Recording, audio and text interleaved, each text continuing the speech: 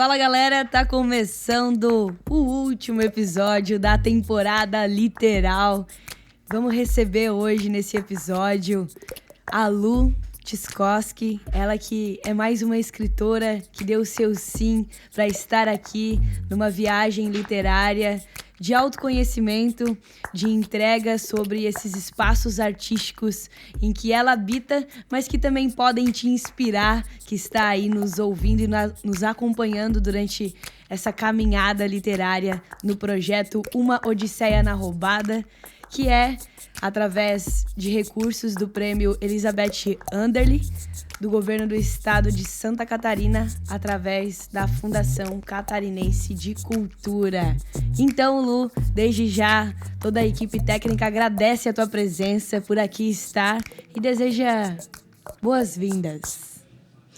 Eu que agradeço, gente. Assim, é um misto de felicidade com surpresa lidar com essa cena, com esse convite, com essa iniciativa de fomentar a leitura e a arte em Laguna e trazer para a cena mesmo, né, a conversa, a reflexão sobre cultura e arte a partir da literatura. Todo esse movimento que vocês estão fazendo, para mim, é muito gratificante estar aqui. Eu que agradeço, então, a galera toda e esse espaço lindo que é o Outro Selo.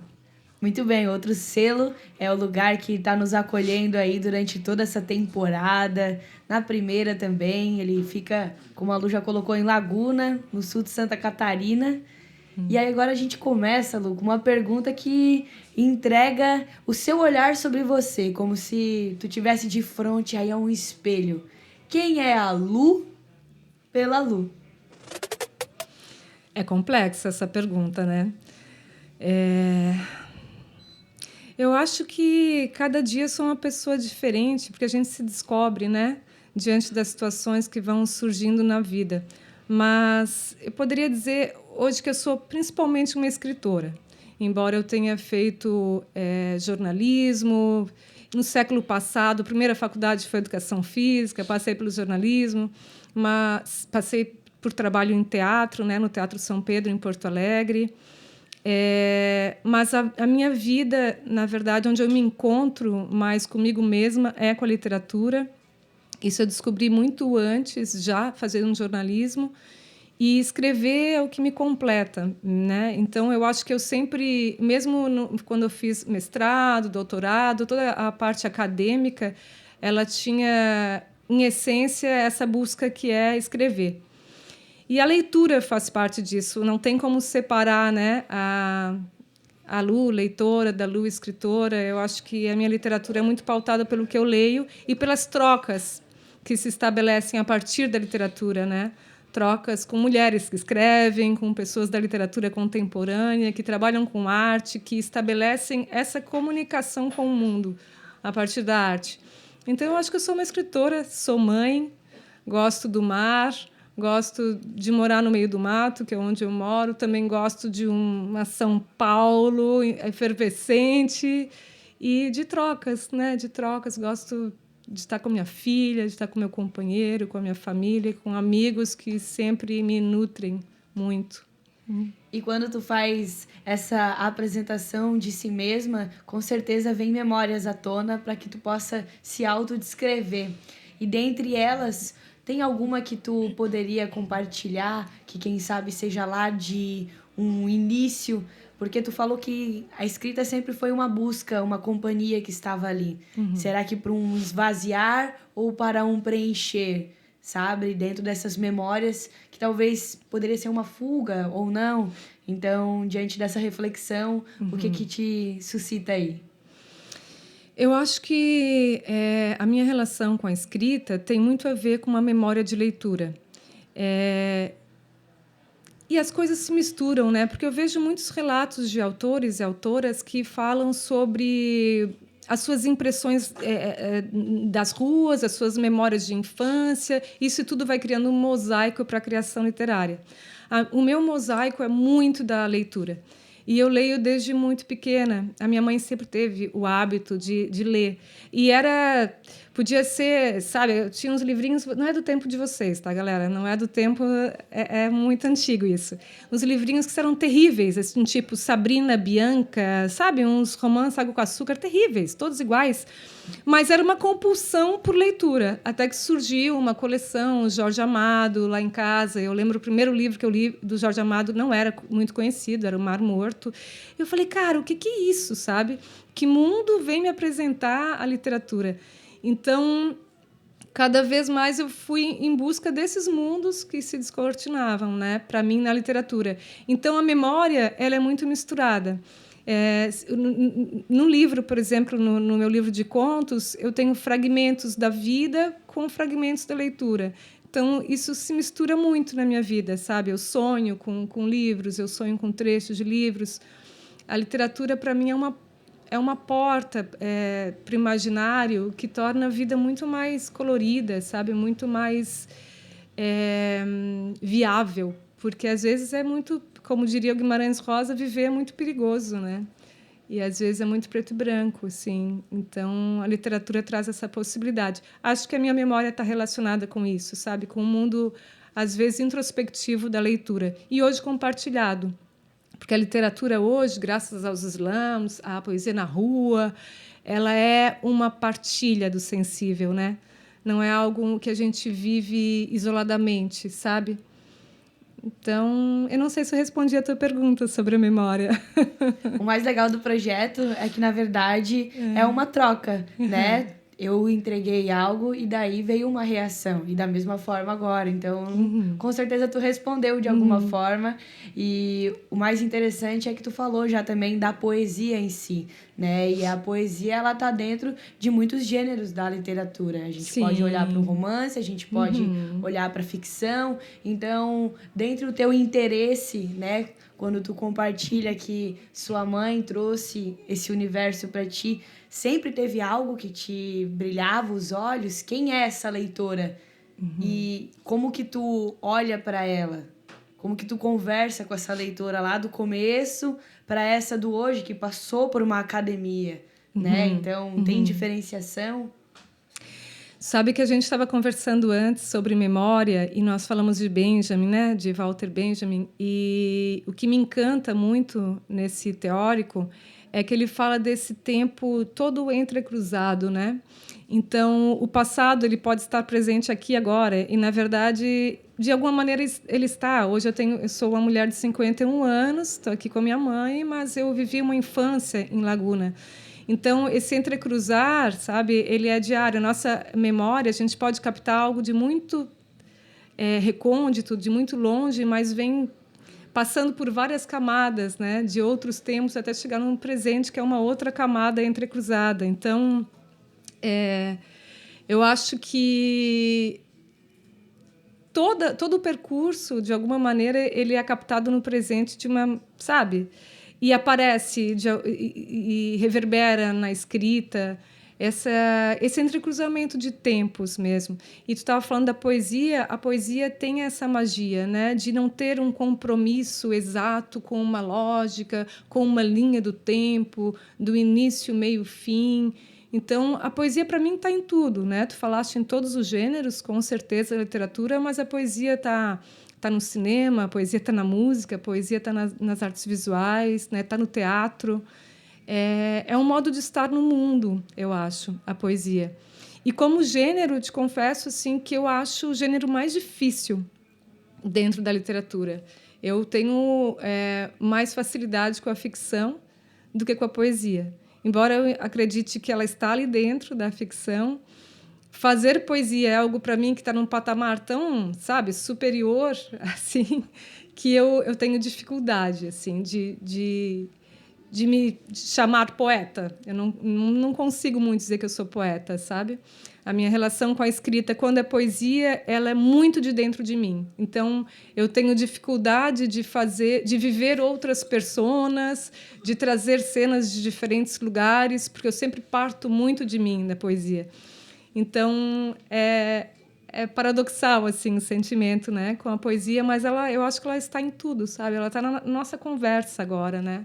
Desde que eu cheguei aqui, nesse lugar, eu acho que eu estou vivendo algo que extrapola aquele utilitário do dia a dia. É quando a gente para tudo, para o tempo utilitário do trabalho, da produtividade, e a gente se permite o inútil da arte. Cara, não preciso ter utilidade, né? Agora é contemplar a vida. Então, eu acho que poesia é um pouco isso, sabe? Para mim, assim, é um modo de estar no mundo. Será que essa percepção, toda essa entrega que tu transmitiu agora poética sobre o teu olhar sobre a vida, até sobre esse momento presente, do tempo presente, da gravação do podcast, ele tá em consonância, assim, ele parte desse lugar de olhar de uma forma disruptiva para algo que a sociedade ou um todo nos coloca, no sentido de você precisa terminar o ensino médio e ir para aquele lugar porque parece que aquilo é útil, né? Então, quando que a arte foi uma possibilidade aí? Uhum. Quando o inútil se tornou possível? Porque é fascinante a criatividade solta. A arte, ela precisa disso. Ela Sim. é sem muros, ela é livre. Mas, em muitos momentos, pessoas ou, enfim, muros foram colocados até por ti mesma. As tuas próprias armadilhas. É para esse certeza. Caminho que eu gostaria de te levar agora, né? Pra gente olhar para quando tu se considerou, então, uma escritora. Para quando tu se olhou, então, como a artista, né? Então, o que te sente aí? Foi bem tarde que eu consegui falar que eu era escritora, assim, tipo, apresentar a mini bio escritora. E isso aconteceu graças ao meu envolvimento com as mulheres do coletivo Abrasa Barca, que é um coletivo de poetas mulheres.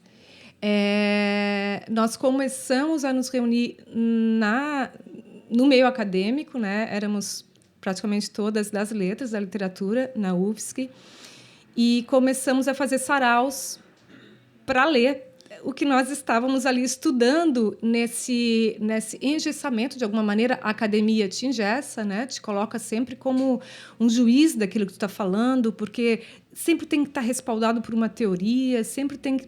Tu sabes, né? As referências todas, e tem nomes proibitivos, tem termos que tu não deve usar, enfim. Cara, eu estava lendo o Rio da Hilst, eu precisava extravasar isso de alguma maneira, e uma amiga lendo Roberto Piva, e outra com Leminski. A gente precisa se juntar, sabe? E ler o Alice Salomão, ler Angélica Freitas, vamos ler poesia fora desse âmbito da universidade, né? E aí, com esse fortalecimento de uma rede de mulheres, nós começamos a... Vamos ler o que a gente produz. De repente, a gente percebeu que, na verdade, todas escreviam.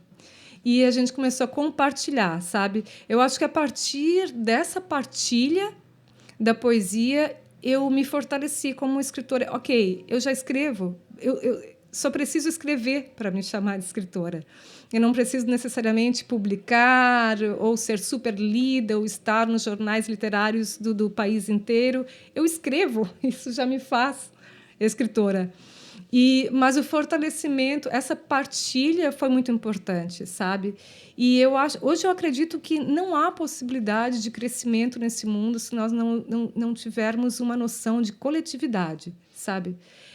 A arte é a partilha do sensível. Então, a gente precisa partilhar para sobreviver, sabe?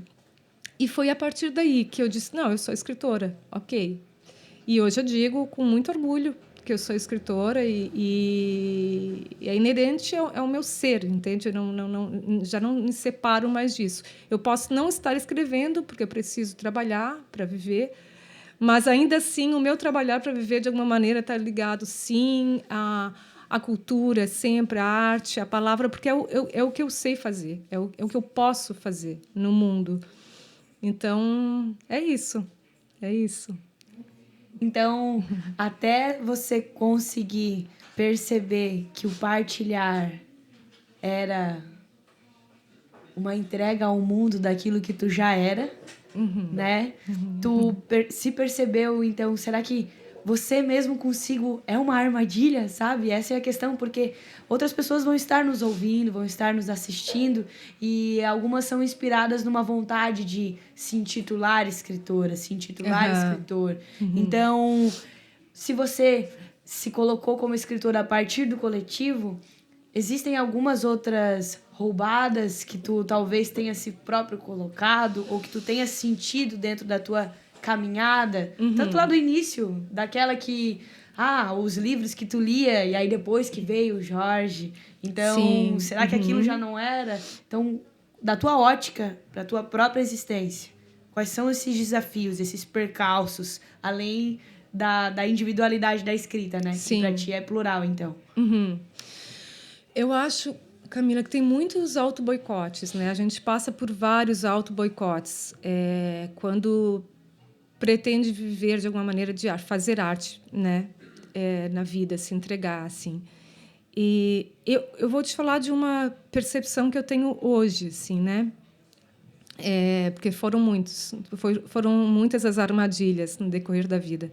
Mas tem um filósofo coreano, é o Byung-Chul Han. Ele escreveu um livro, Agonia de Eros, que ele fala que nós vivemos a sociedade do desempenho. Que isso significa o seguinte: nós tínhamos um algoz, né, um opressor que nos escravizava, enfim, para produzirmos, e com os novos tempos, as novas tecnologias, hoje em dia a gente é como se eu fosse o algoz de mim mesma. Então eu vivo numa lógica de produtividade. Tu precisa produzir. Isso significa, na verdade, produzir grana. Significa ter status social. Significa trabalhar em função de um progresso que, na verdade, é bom para quem? É bom para quê? E eu acho que a arte é justamente perceber que existe um outro caminho, sabe? Que tu não precisa ser o teu algoz. Ser produtivo não significa trabalhar contra o teu corpo, as suas necessidades biológicas, às vezes, de repente precisar repousar no meio de dia, de repente ter um momento de contemplação, de não ser tão escrava de um relógio, entende? Ponto, de uma lógica mercadológica do tempo, né? Então, eu acho que a arte é essa possibilidade. E ao mesmo tempo, é muito difícil a gente não se colocar isso, sabe? Eu dou conta. Claro que eu dou conta de trabalhar, escrever, e ser mãe, e ser esposa, e ser amante também do meu marido, e ser amiga, e ser filha, e ser... Opa! Né? Não, eu não tenho tempo para a arte, eu nunca posso me entregar. Então, eu acho que essa sabedoria, buscar esse equilíbrio sem secar, né? Sem se entregar totalmente a uma aridez, a uma depressão, sabe? É a busca, entende? Para fugir dessa lógica do desempenho. E, na verdade, o Byung-Chul Han fala justamente da agonia de Eros, porque ele chama que isso que eu estou chamando de arte é o erotismo da vida, né? E o nosso corpo, ele não pode ter nenhum erotismo, viver eroticamente, se ele está moldado num sistema que te cobra uma produtividade, um desempenho, um dar conta, entende? Então, estar sempre informado de tudo, porque, afinal de contas, nós temos acesso a tudo, né? Nós podemos saber muito, mas é tudo muito superficialmente se a gente se entrega a essa lógica, né? Então, eu acho que seria essa a resposta que eu te daria, sabe? Hoje eu enxergo essa é a armadilha, né? Nós não sabermos dar não para essa produtividade que nos cobram, né? É isso. E olhando para essa lógica, olhando para esse tempo que tu também trouxe nessa fala, vamos olhar para o tempo, então, cronológico. Dentro dos espaços em que tu ocupa enquanto aquela que tu se identifica, quando que para ti foi um marco de uma obra literária publicada ou que tu escreveu?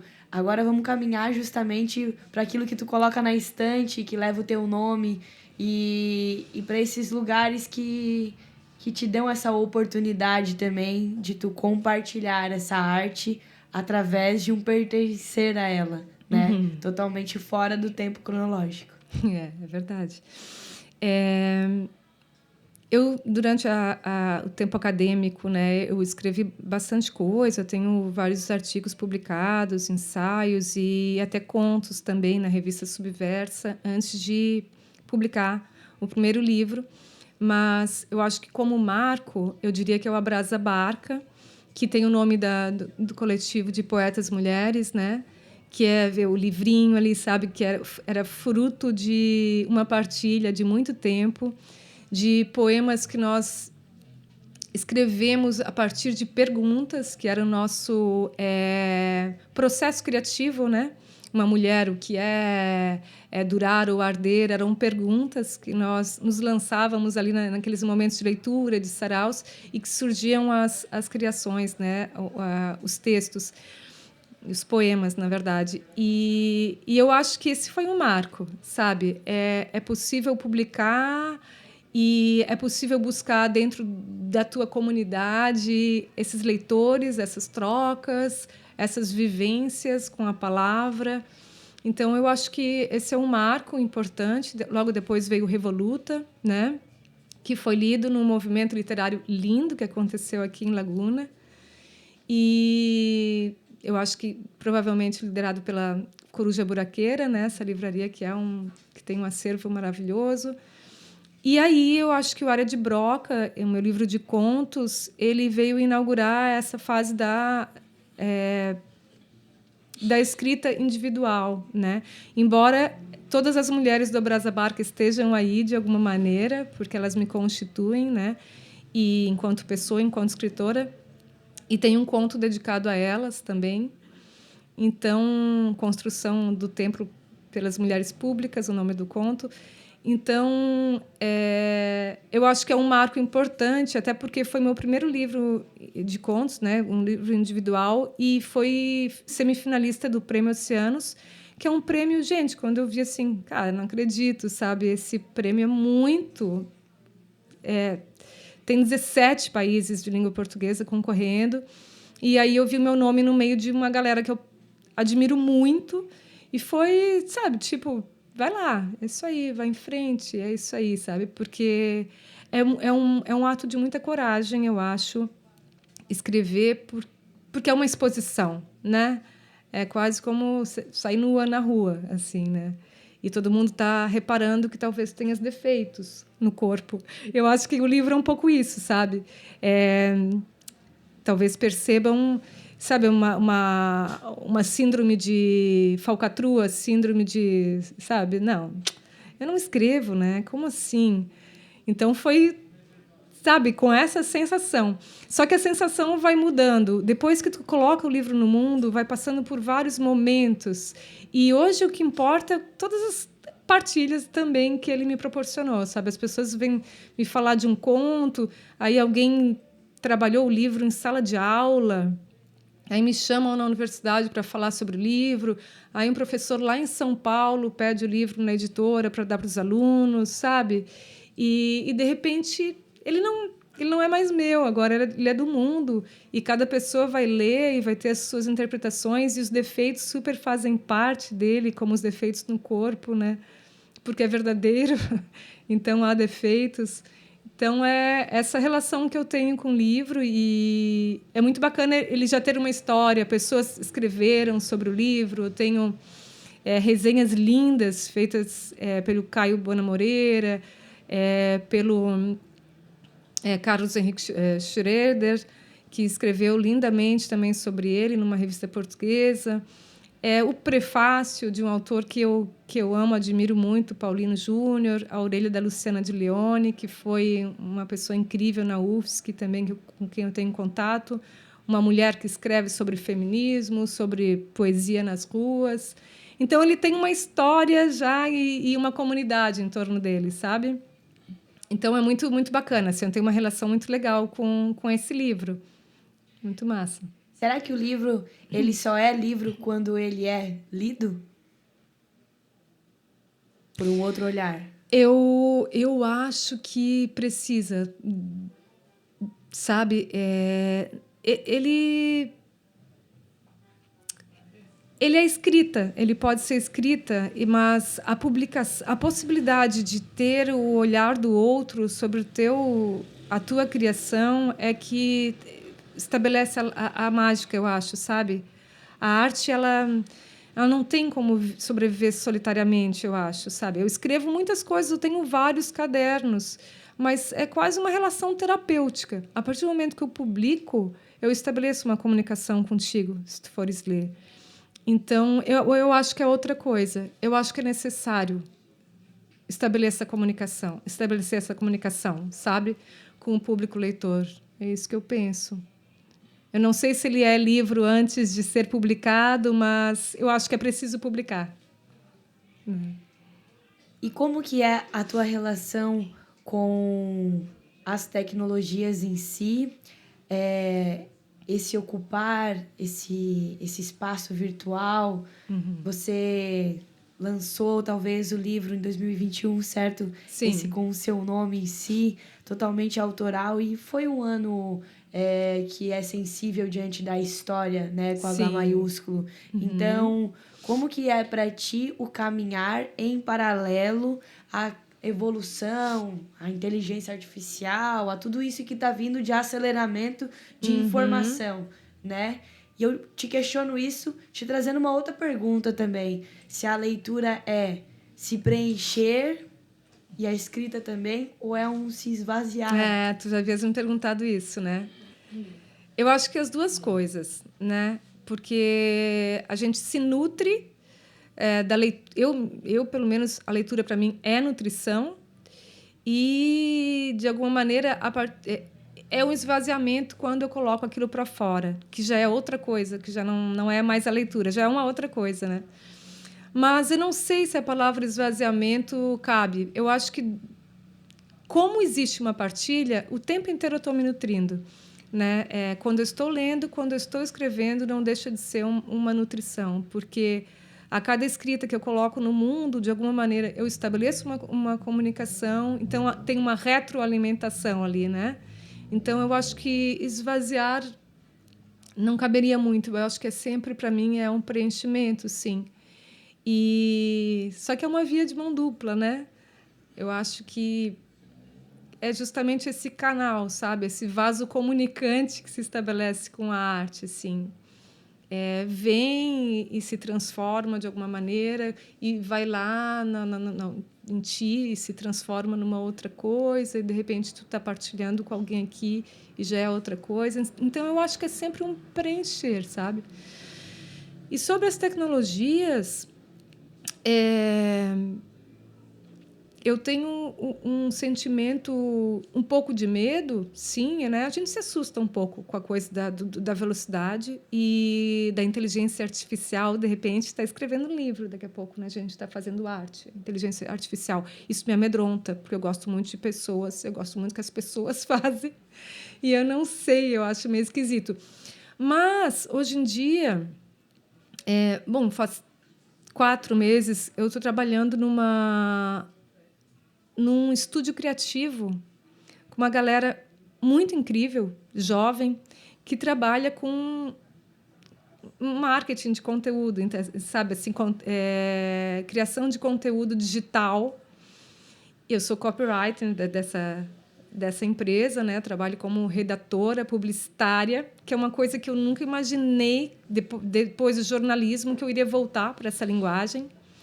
E está sendo muito desafiador. Primeiro porque são pessoas incríveis, assim, é muito bacana, estou aprendendo muito com a galera de audiovisual, design, é muito interessante, são pessoas que vieram do universo artístico também. Então, eu acho que... E ali, a tecnologia tem o seu lugar de criação, entende? Então, nós fazemos as coisas com muito afeto, com muita verdade, e a tecnologia, na verdade, está como uma ferramenta, ela não nos domina, né? E eu acho que aí é que está também o cuidado, acho que tem um pouco a ver com a lógica do desempenho, sabe? Até onde tu te permites utilizar dessa ferramenta, fazer um bom uso da ferramenta também para construir, porque não há volta. É irreversível, né? O nível evolutivo assim, da tecnologia não tem como voltar, entende? Então, é fazer bom uso, sabe? Ocupar esses espaços e saber fazer bom uso, porque ela pode nos servir, sim, muito bem. Então, eu não tenho uma resistência, até porque eu acho que é dolorido e não leva a nada, né, resistir à tecnologia. Mas é importante saber fazer bom uso disso e saber que a sensibilidade nunca, sabe, nunca vai perder o seu espaço no mundo. Não pode, enquanto estivermos vivos, entende? Não, a inteligência artificial não vai dominar a nossa inteligência sensível, né? Então, é isso, sim, a minha relação com a tecnologia. E adoro ter um e-reader, aquele Kindle. Eu amo livro físico, amo livraria, tudo isso. Mas também foi uma barreira que eu rompi, sabe? Porque eu tenho a possibilidade de botar na minha bolsa 10 livros e não pesa, né? Porque aí eu ligo ali, pá, tem aqui, eu tenho livrinho, posso ir para qualquer lugar e estou com os livros. Então, do mesmo jeito que eu tenho a biblioteca na minha casa, que eu não posso carregar nas costas, eu tenho ali um dispositivo que me permite fazer leituras, sabe? Então, eu acho que o importante é realmente a partilha do sensível e as ferramentas, os dispositivos estão aí para nos servir. E dentre essas ferramentas, quais que fazem sentido dentro do teu processo criativo e como ele é? Eu sou bastante ainda analógica. Assim, eu gosto de ter cadernos, eu escrevo. Às vezes eu nunca volto neles, né? Eu tenho muitos cadernos. Aí, de vez em quando, cara, eu tenho que queimar isso, que eu tenho que jogar fora, eu tenho que abrir espaço, entendeu? Na minha casa. E aí eu vi, cara, mas eu escrevi muita coisa aqui. Ah, não. Depois que eu morrer, a galera queima, entendeu? Eu não vou queimar isso aqui. E, ao mesmo tempo, eu tô ali, às vezes, na frente do note, é onde eu vomito, sabe? E é onde surge ali, vem, tá, eu tô lendo algo. Cara, normalmente meu processo criativo vem das leituras. Eu posso ter uma cena na rua que me chama a atenção, eu vou criar um conto dali, tal, pá, mas aquilo conecta com uma leitura. É muito importante a leitura no meu processo criativo. Então, assim, eu não tenho um método, sabe? Eu sou uma escritora totalmente caótica, não tenho um método. Pode ser no caderninho, pode ser no note. Eu sonho com pedaços com versos, com... Já aconteceu de eu sonhar, o meu companheiro ouvir e me falar no outro dia: pô, tu falou isso, isso, isso, muito massa que tu falou. Eu, olha só que louco. Que foi o que deu origem ao conto Chuvas, que eu falei que era um lugar que as chuvas tinham o nome de mulheres morrendo. Eu falei isso dormindo e ele gravou para me falar e eu, no outro dia, escrevi um conto.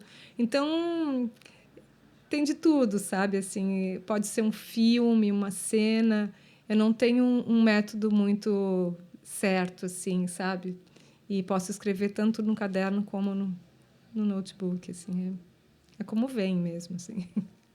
E nas pessoas que te rodeiam, às vezes são até do teu próprio sangue, ou aquelas que tu leu, aquelas que tu olha num farol de admiração, o que te inspira hoje? Pode ser um objeto, pode ser uma pessoa, um lugar, mas quais são as tuas inspirações? Eu tenho várias inspirações.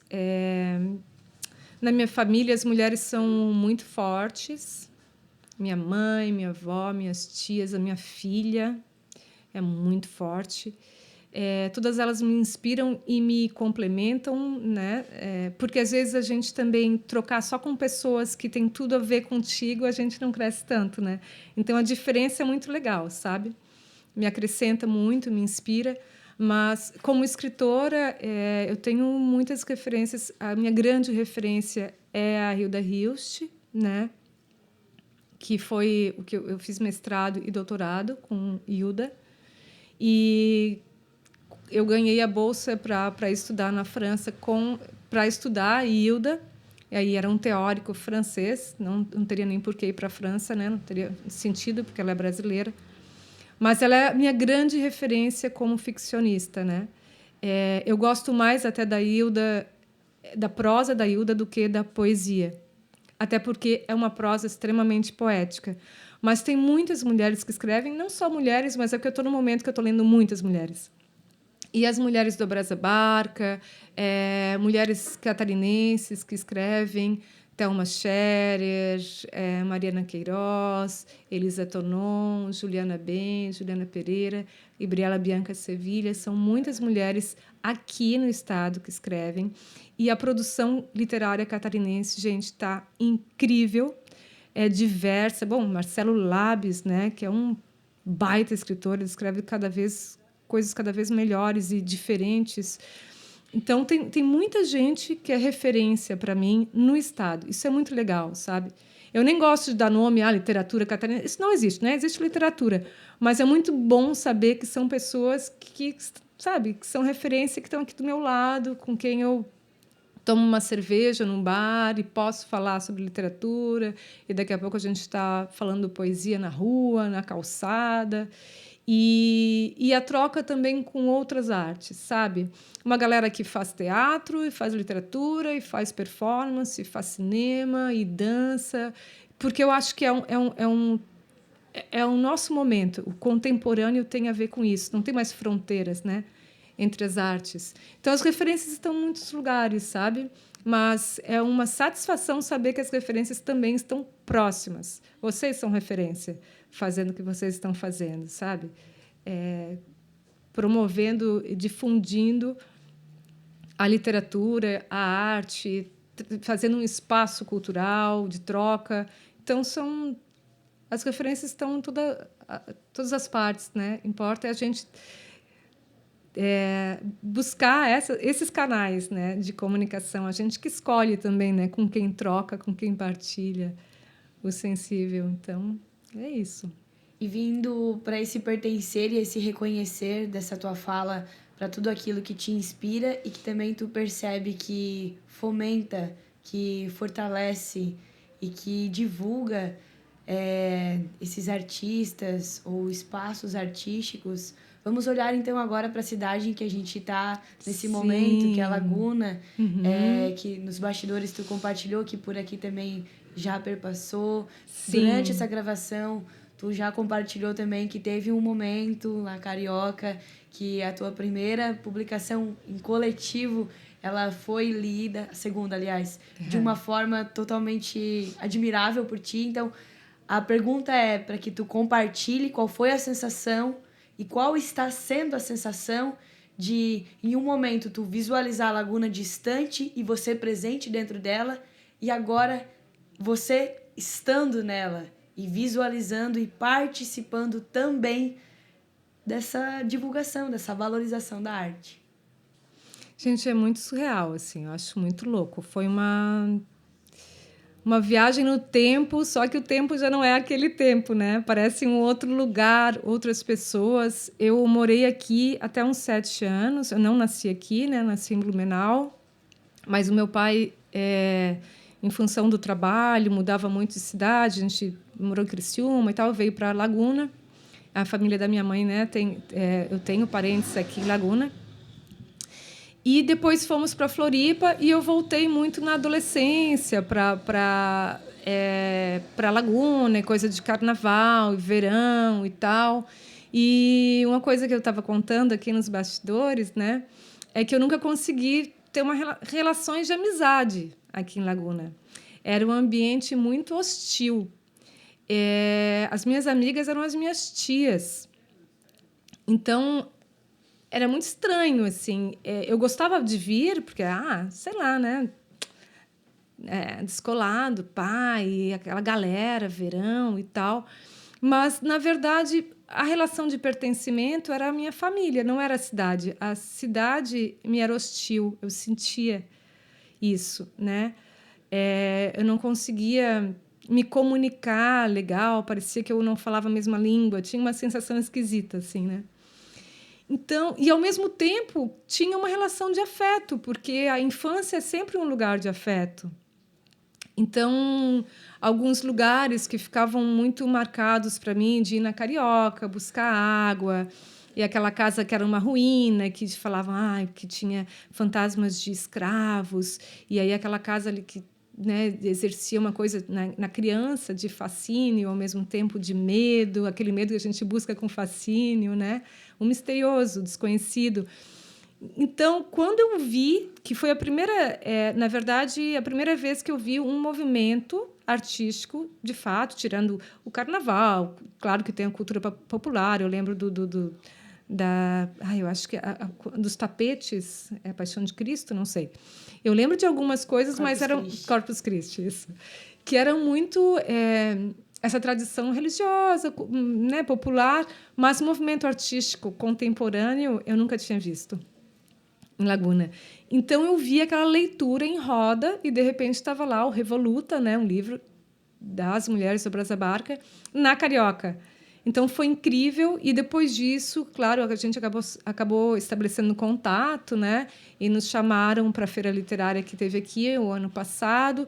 Já foi impressionante porque eu vi acontecendo a literatura através da Coruja Buraqueira e, cara, de repente tinha música, tinha pessoas falando sobre literatura, tinha roda de leitura de poesia e isso é muito importante para a cidade. Para mim, é a cidade, de repente, tendo identidade. As pessoas precisam saber que isso está acontecendo. Porque eu tenho certeza que muita gente vai buscar essa partilha, sabe? A arte é sempre uma possibilidade de recontar a história. Então, acho que está sendo recontado. A minha sensação é essa, vendo de fora e de alguma maneira, como tu falaste, agora estou participando, que para mim é um grande privilégio desse movimento, né? E eu sinto como se, cara, é uma oportunidade de eu estar fazendo uma outra história na minha relação com Laguna, que era meio estranha, eu me sentia com não pertencimento, né? Agora, o pertencimento era só da minha família, agora não, eu já tenho uma relação de afeto, sabe? E quando vocês me chamaram para uma Odisseia na Roubada, essa iniciativa linda, eu estava assoberbada de trabalho, eu não podia vir. E eu falei, não, cara, eu tenho que ir, sabe? É um vínculo muito importante, a gente precisa prestigiar e movimentar essa cena, sabe? Para que vocês não desistam nunca de fazer o que vocês estão fazendo, porque é muito importante. E é para o Estado, porque as coisas hoje em dia, também por causa da tecnologia, elas se expandem, né? Elas reverberam. Então, está rolando um festival lá em Itajaí, literário, e está rolando um evento literário aqui, e daqui a pouco eu estou lá em Itajaí falando de vocês aqui, né? Inclusive, o pessoal que está fazendo Itajaí estava aqui na feira, que é a Gica, André Sotal. Então, é importante demais o que está acontecendo, sabe? É dar uma chance de Laguna, sim, respirar cultura, de ter essas linguagens também, né? Porque eu soube que vocês fizeram exposição aqui, e tem música, e tem literatura. Então, parabéns assim pelo projeto e espero que as pessoas prestigiem, sabe? Porque precisa de público, né? A arte precisa de pessoas. Acredito que tu traz totalmente um narrar, né, daquilo que a gente sente ao longo de cada episódio e também não só do episódio em si, porque o projeto Uma Odisseia na Roubada ele é feito por uma equipe de uma forma geral, então que ocupa esses espaços nas tecnologias ou no fazer da escrita ou da planilha orçamentária ou de um contato com lá. Então, é uma cadeia que se movimenta através de uma ideia que foi primeiro acreditada em si mesma, né? Uhum. Depois compartilhada, como você se sentiu escritor a partir de uma partilha. E um projeto que tem se fortalecido dentro de uma cidade que, sim, através da tua fala, a gente pode também referenciar agora, nesse exato momento do tempo presente, que está acontecendo. Está havendo mudança, está havendo um fortalecimento. Sim. E através da escuta daqueles que estão ouvindo esse episódio, eles podem se inspirar, porque o projeto também está fazendo uma oficina de como fazer um podcast. Olha, então, que legal. Existe uma contrapartida através da apresentação. Então, um projeto ele se expande de diferentes formas nessa pluralidade. E para fazer um fechamento desse episódio, e por que não também, né? Porque dessa temporada, Lu, a temporada ela se chama Literal. Sim. Então, diante de todos os agentes e inclusive lugares que envolvem esse lugar da literatura, o que você tem a compartilhar sobre incentivo ou sobre um acreditar para aquele que quer se tornar um escritor? Ou para aquele que já tem um livro pronto, mas não sabe nem chegar numa editora? Ou precisa chegar numa editora, dá para publicar de forma independente? Então, o que tu tem a compartilhar diante do universo literário em Santa Catarina? Porque estamos falando desse estado que tu bem colocou também, que tem pessoas incríveis que estão dentro desse universo. Eu acho que o principal é ser movido pelo desejo, né? Qualquer pessoa pode tanto usufruir da arte, ou seja, né, só para voltar para essa de quem está consumindo, participando desse movimento, é para todos, né? Que as pessoas não se sintam deslocadas, isso não é para mim, é para todos. A arte é para todos. E escrever, na verdade, parte disso, é o teu desejo. Se há desejo de escrever, existe espaço. E não há uma literatura, qualidade literária. Existem muitos estilos, linguagens dentro da literatura. O que é importante é formar leitores para todos os tipos de literatura. Então, nós temos hoje em Santa Catarina editoras excelentes. Eu já cheguei a pensar, eu acho que o próximo livro, talvez, eu publique numa editora maior, no centro do país, mas aí eu já estou voltando à lógica de buscar o centro do país. Nem existe um centro, né? O Sudeste não é um centro. Mas o que eu percebo, na verdade, é que é muito importante fortalecer as editoras que são muito boas no estado. Então, o meu livro eu publiquei pela Nave, Denis Raduns e Patrícia Galelli. É uma editora que tem um catálogo incrível. O Marcelo Labs, que é um escritor maravilhoso, premiado, conhecido em nível nacional, ele tem uma editora independente, a Caia Ponte. Tem o Cristiano Moreira, com a Papel do Mato.